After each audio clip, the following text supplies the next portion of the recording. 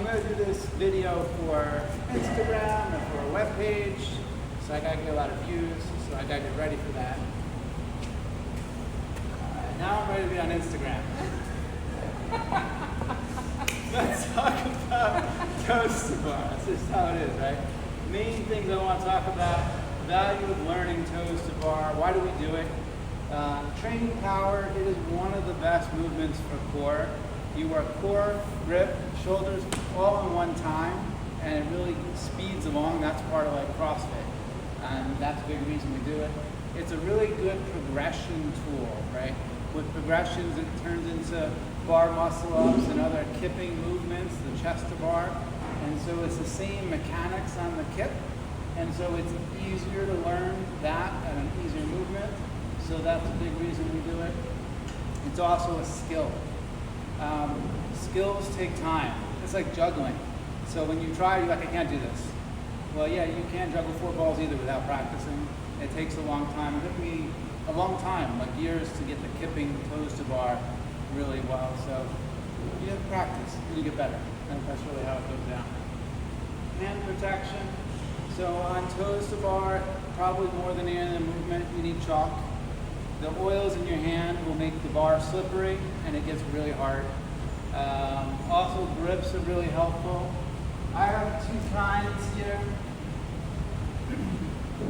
The white ones are Victory grips, and the gray ones are from Bara Complex.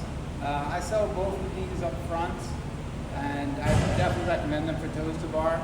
You guys can, try out mine during the workout and see which ones you like. If you don't use grips, your hands get beat up. That's what happens. Even me doing it for 10 years, hands get worn out. Gloves are useless for CrossFit. They're good for Planet Fitness, maybe, where you got those machines with a little rubber and stuff. Don't use gloves. Nobody who does CrossFit uses gloves. Our main standards and things I want to be looking for: active shoulders means we're keeping our shoulders tight the whole time. We're not hanging off the bar. We have our thumbs around the bar. I've seen coaches fall right off the bar because they have their thumbs kind of on top because that's more comfy. Falling on your ass doing toes to bar is not comfy. Thumbs around the bar the whole time. In addition, you can't engage your shoulders properly when your thumb's over the bar. So that's really a big reason we do it. Push the bar away. You'll see when I do the kipping toes to bar, a big mechanic is pushing with my arms, right? That allows you to create something solid to then engage your core, right? And if you don't do all of those things together, it doesn't work. So when I open up and then I push, the bar and my core is one unit. Okay, just like our hollow hold when we lift up, same thing. And so I just said, contract the core. It is not a leg lifting movement. If you try to lift from your hips, you'll do the swing. You all know what the swing looks like. It doesn't sequence well. So make sure you're getting it from the core. Any questions on any of that? All right. So I'm going to take you through the different scalings we have for the workout today.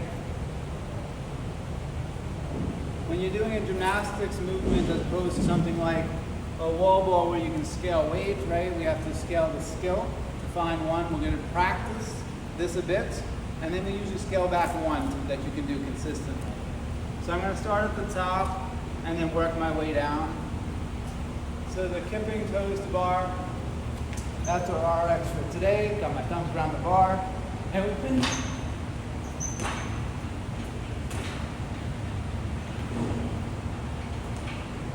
So that's like the timing element with it. If I do the strict one, which takes more strength but is good for building, right? I'm just gonna go up without the swing. The kipping knee raise, or kipping knees to elbow.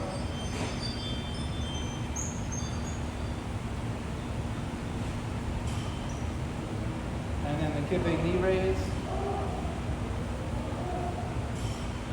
Shorter. The hanging knee raise.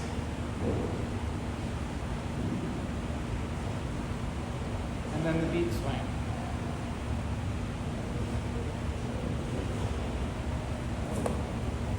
finally the supine toes bar.